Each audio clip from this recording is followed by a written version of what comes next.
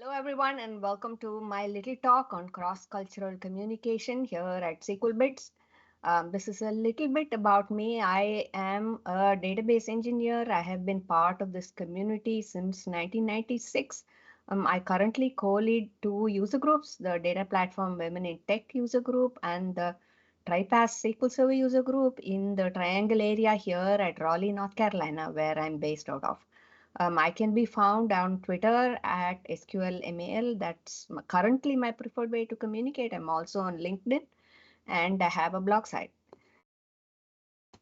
Our agenda for today would include definitions of some of the stuff we are going to talk about, styles of communication, different ways people communicate, some examples to use, and simple tips that you can use to communicate better professionally. What we will not be covering is body language related stuff, offering performance related feedback at work, and any social norms and etiquette that are related to cultures. This is only a 20-minute talk. I may not have time for any questions or anything of that nature, although I'll do my best. If you have to reach me, I'm available on Twitter or by, via the chat on the SQL Bits window too, if you want to talk to me later. So let's get into definitions first. What is culture? Culture, this is the dictionary definition of culture. Culture refers to the customary beliefs and traits of groups, and groups may be characterized by race, religion, social group, anything of that nature. But what is culture actually? Culture actually is contextual, meaning how I communicate versus how you communicate and the context in which or the subject we are talking about. It's largely to do with that. Culture is normally defined by geography, but does not have to be. There are many subcultures. People do not necessarily conform to strong definitions of one culture, and culture evolves with time. So the dictionary definition is accurate, but there is more to it than that. What is communication? Communication, generally, people think of it just as verbal language and written language. This is the most common understanding of communication, but it also includes body language and it also includes silence. In many cultures, unspoken words mean a lot. It is mutually understood between people. So unspoken accepted norms are also communication. The first slide I want to start with generally is to not stereotype based on anything that I'm going to talk about today. People are not products of their culture. They are a lot more than that. People in today's world, a lot of people live across countries and can have multiple styles of communication and multiple adaptabilities too. So it's important not to stereotype anybody. And people can be rude or nice in ways that we do not understand. So don't put everything down to culture. That's really important. So somebody can mean something that is not necessarily polite, and somebody can be super nice too in ways that we do not particularly understand. And it takes patience. It takes a lot of patience and good listening skills. One of my motivations for this talk, and I've been wanting to do this for a while, but one of my motivations for this talk is a very good friend asking people to just get over things, get over what you feel or what you think. And people are wired differently. We take time to get over anything. These speeds and the way we process thoughts and emotions vary widely from culture and based on the groups that we've been part of, based on how we were raised, a number of things. So it takes patience. It takes a lot of patience and good listening skills to communicate. And like I was just saying, we do not control how people think or feel. That's important. So anytime we ask people to get over it, or if they're not getting it or anything, again, go back to it takes patience. And getting through to someone without, who communicates differently than you do, it can be a rewarding experience. It can be really helpful to both sides if you have patience and the effort to go through with it. So let's look at some examples of types of cultures. There has been a lot of research done in this regard. I picked two models to use today. One of them is a famous model called the Lewis model, which classifies cultures in three different ways. Like the blue side that you see on the left is the linear culture, people who are rational, cool, factual. You can see that the US is somewhere at the top of the list here. It is also called a low context culture. I'll come to that later. The middle is the type of cultures that are a balance between facts and emotions, a little bit reactive. You can see cultures like the Hispanic cultures and Italy, Portugal, and Brazil, and countries like that in the middle. Towards the right, you have most Asian cultures that are what this research calls a reactive culture. That is, they are courteous, amiable. There is a lot of importance given to social norms and feelings and things like that. So this is how this research model classifies it. And to me personally, this has been really useful because this takes care of most countries and it gives you a good idea of how people from these countries normally communicate. Another model, which is actually a simplified version of the same model, it is by a book written by a person called Erin Meyer. It classifies cultures into low and high context. And like it is with the earlier one, this is a spectrum. It is not that there is no culture that falls strongly in one category. So this author has a spectrum of people going from the left to right in terms of low context. Low context cultures are where communication is really precise and clear and it's understood at face value, whereas high context, like I said, there is a lot of nuance and sophistication and you have to read between the lines and things are not plainly impressed. So cultures fall on a spectrum between low and high context. What are the basic difference between high and low context cultures? I wanted to play a video here, but Teams has some issue with it, so I can't do that right now. Some of the differences are as stated here. We have this common line that is normally used to teach people how to present, and that is tell them what you're going to tell them, then tell them what you told them. This is actually not just valid for presentations. This is a good communication style in Western cultures, in most cultures in the West, at least in the US it is. So very precise and following this model applies to most Western cultures. In a high context culture, perhaps in the East, you just warm up and say hello. You phrase what you say like really politely and respect and end with goodwill. Like you wrap what you want to say in a lot of politeness and respect and all of that. There are fewer languages in English compared to other languages, higher context languages such as Japanese, Chinese, even French and Spanish and Indian languages. The same word can mean a multitude of different things. So when you use words like that, you have a lot more explaining to do on what you actually mean. And what you say becomes more sentences and more words and a lot of that. Um, Western culture is a very task oriented society. When I was new to the US, which was 27 years ago, a lot of friends used to say that you can make friends easily with most Americans because once you lose the context or the task in which you are related to, like the same job or the same professional association or something of that nature, they don't have nothing to say to you. And that's because most of Western culture is task oriented and people talk in relation to the way they are related in. In Eastern cultures, relationships are relationship based, which means I get to know you, and even if I see you after 20 years, 30 years, I'll have something to say to you because it's about you and me. It is not about what brings us together. So that is how they are different. It's relationship oriented societies versus task oriented societies. Most low context cultures have a short shared history with a high degree of diversity like it is in the US. The history is short, but the diversity quotient is very, very high. Whereas the country I am from, which is also pretty diverse, like I said, everything is a spectrum.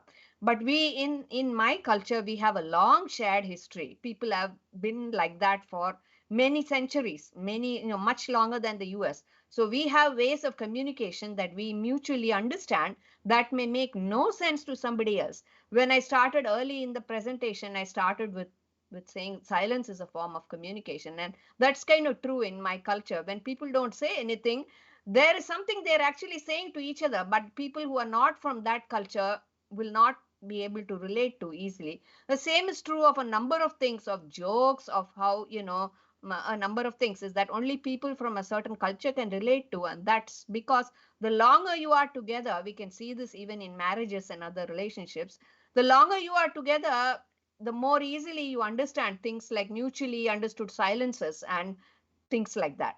So long shared history with less diversity.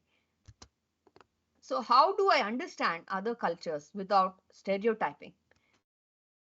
I'm going to get into a few examples. Example one, does this event pay for travel? This is a question that a friend from a low context culture posed like fairly recently on Twitter.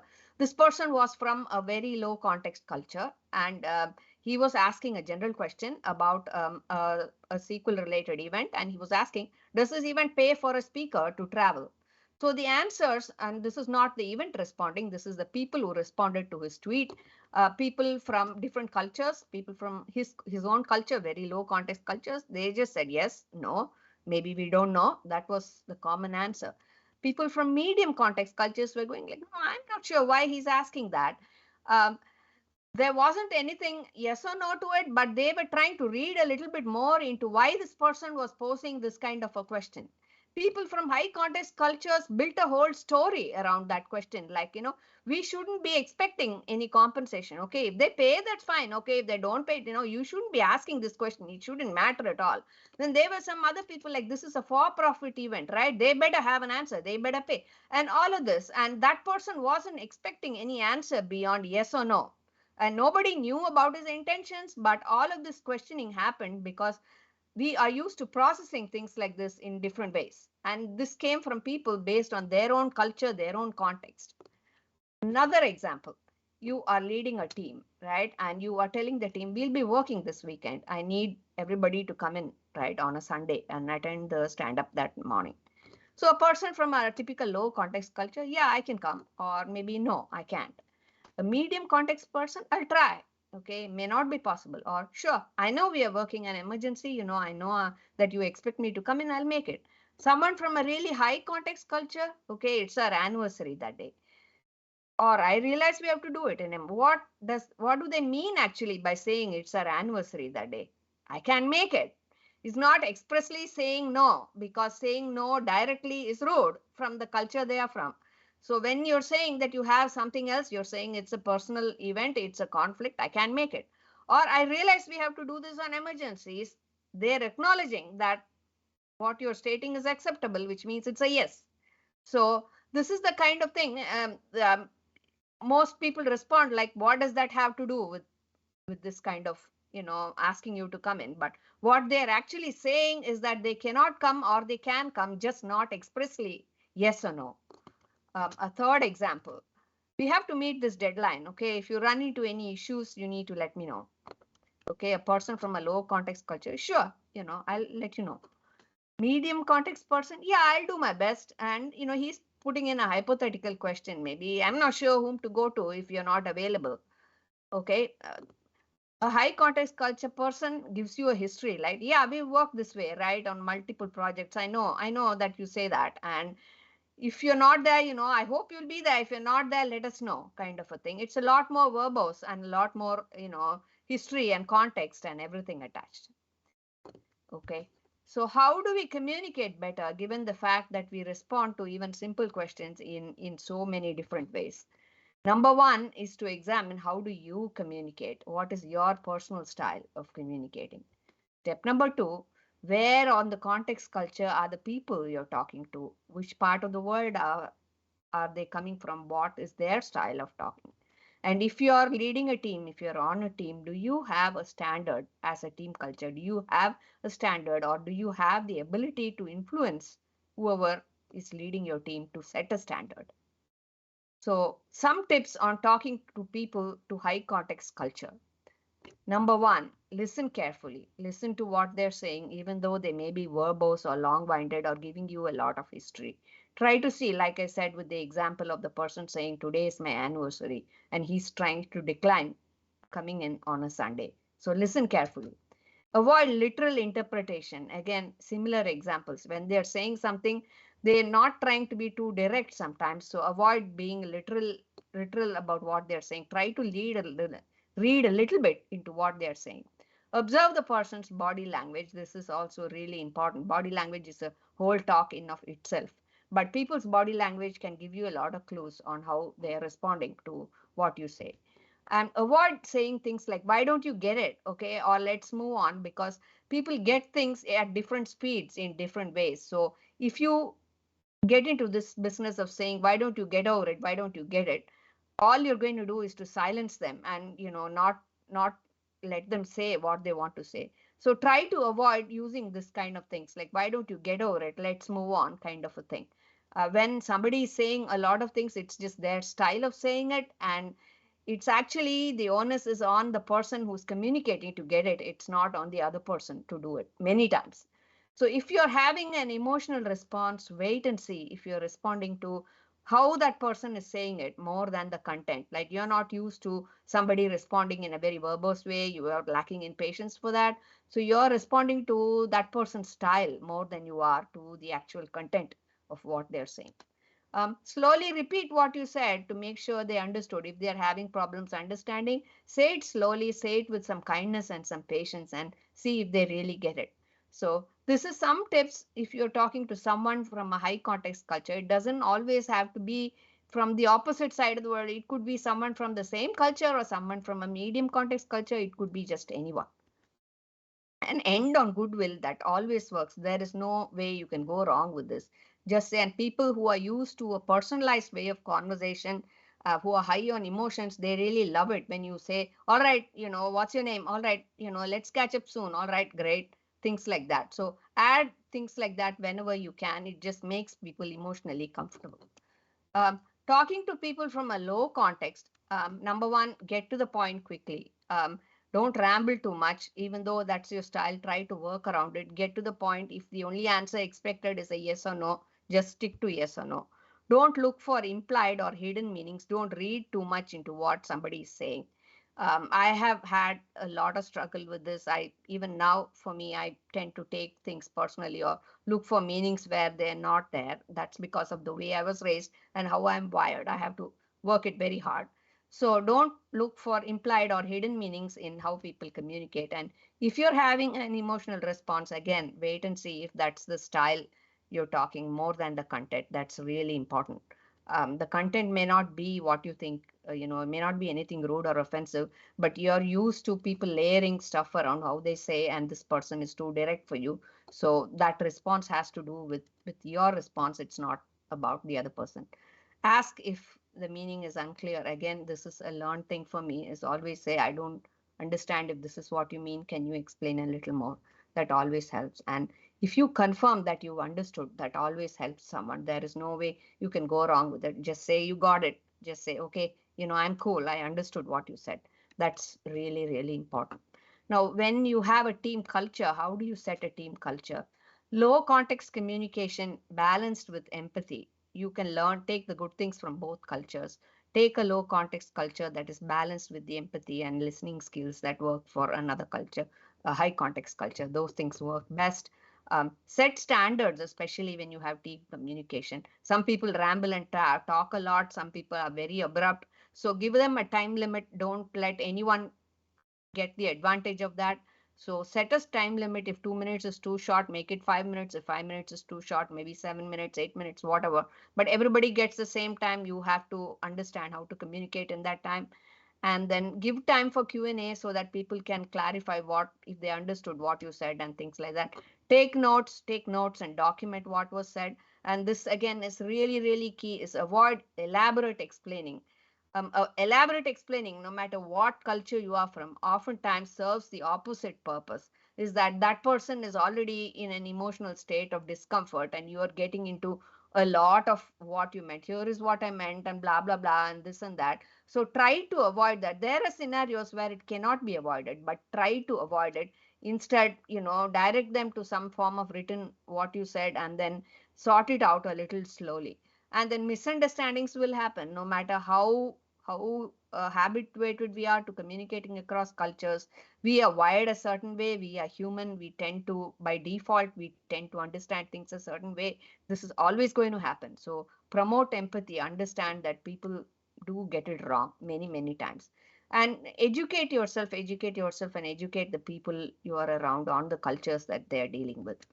Okay, and these are some of the references I have if anyone is interested, but the best reference I'd say is to engage with people who are different than you and keep an open mind. This is my feedback for me. It's really, really important for me. Please give me feedback. And I would love to understand from some of you if this is worth making into a bigger talk. It really matters to me. Thank you.